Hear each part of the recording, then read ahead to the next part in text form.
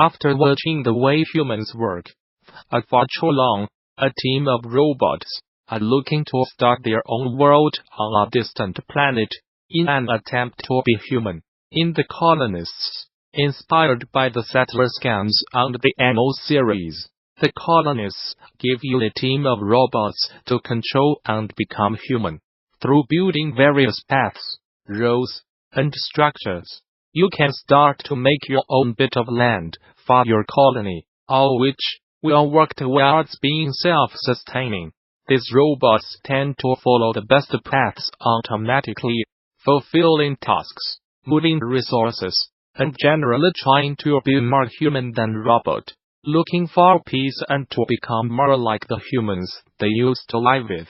You will need to help these robots follow their dreams. I got the chance to interview Richard Wallis, the developer behind the Colonists, via email about creating and designing this cute yet challenging game. UI is one of the most important elements for any strategy game. Unlike most, the Colonists has a lot of number crunching and statistics driving the game behind the scenes. Figuring out what to show the player and how to show it is a tricky balancing act, as you want important information to be easily visible or accessible to players, but you do not want to overwhelm them, especially as it's generally quite a laid-back game. One principle was to try and minimize the information, particularly numbers, that is on the screen by default. The game is designed so a lot of what is happening can be read visually within the game world, in that you can physically see each resource moving about. You can watch a Lumberbot chop down a particular tree, and you can see an angry carrybot emoting if the road is being blocked by too much traffic. Once you have noticed an issue that you might want to dig into more, then there are various panels that you can open, and there are various numbers and graphs telling you such things as whether you are making a surplus of a particular resource, how productive a building is, or what water resource is taking across your colony. But again, these panels are designed not to intrude too much and can be kept open as you continue to play.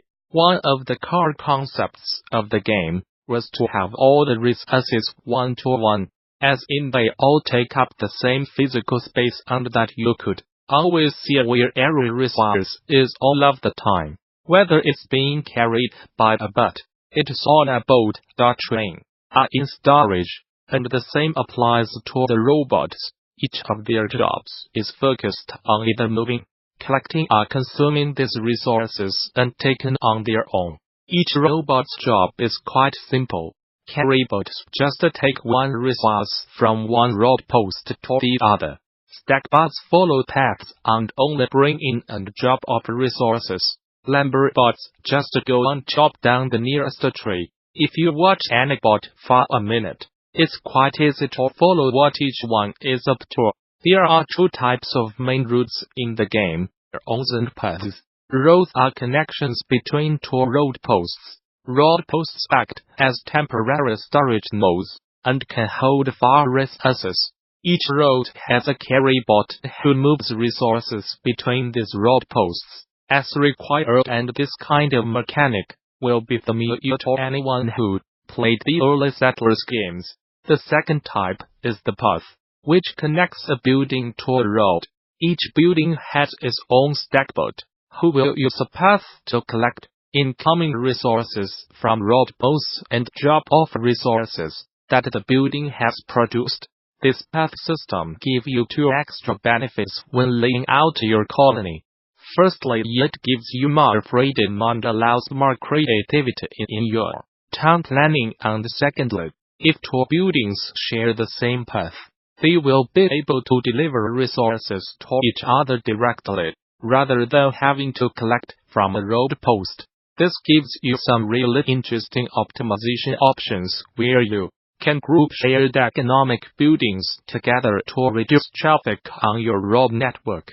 But there is a fine balance to be had, as if your interconnected paths are too long, the productivity of your buildings will suffer as the stackbots will have too far to travel and building production will back up. The energy system was one mechanic, which ended up changing several times during development. It began as an abstract global number, which was automatically distributed across all the production buildings in your colony.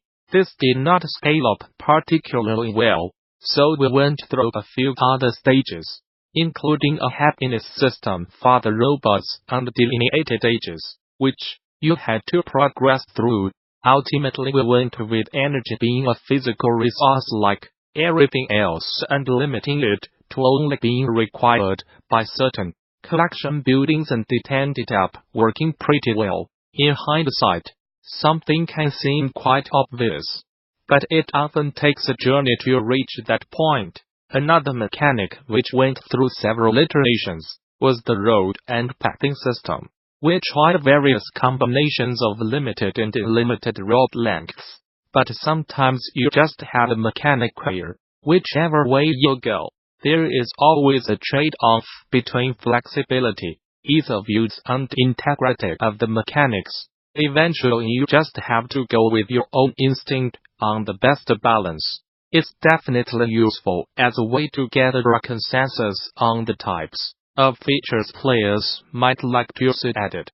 For example, cooperative multiplayer is much more requested than competitive multiplayer, and that can inform the direction you take when working on future content.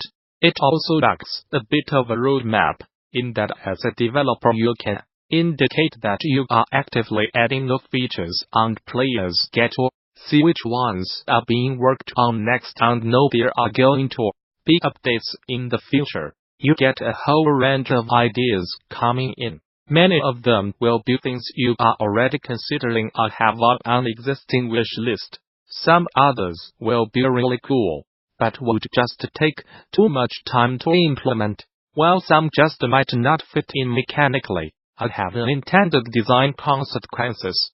But again, it's a handy way to formalize and collate player feedback.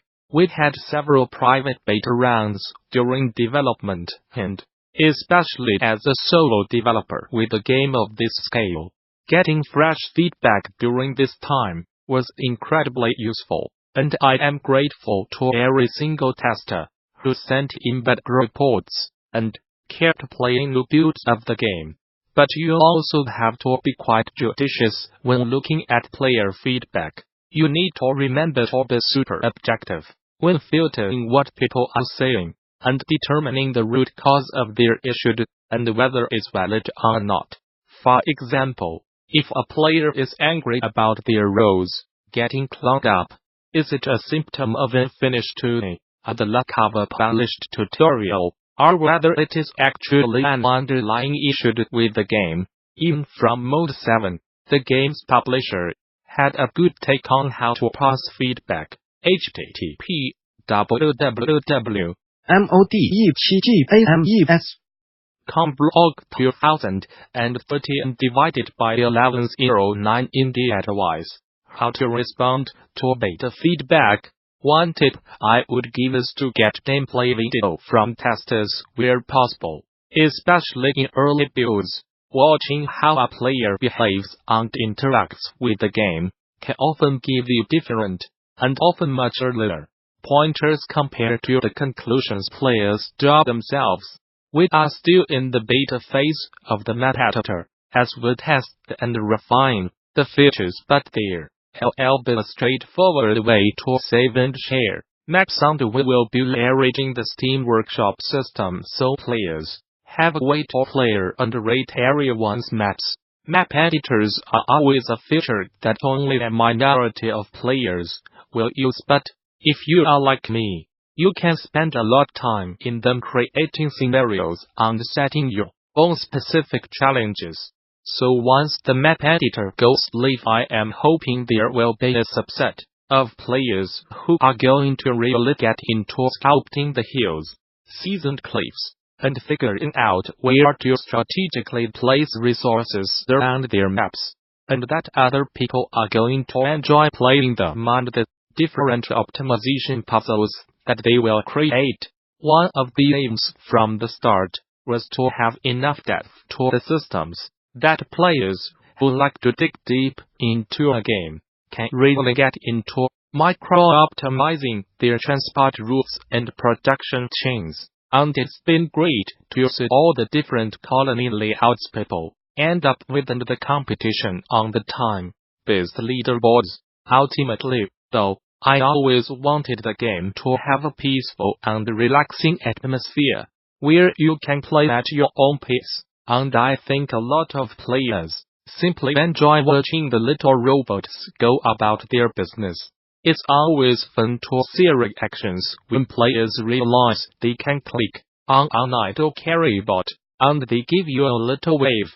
Huge credit goes to the artist, Sutton, who did an awesome job in creating an endearing set of robots and a lovely environment for them to inhabit, and also to Nick Dymond, who created some awesome chilled-out music and cute robot chatter to match the aesthetic. Devs will be required to go through a stricter approval process if they want to land a game on Oculus standalone Quest headset. The company now requires developers to submit a concept document before they can start the submission process, access non-public development resources. A step Oculus says aims to assess the quantity and potential market success of a potential Quest project.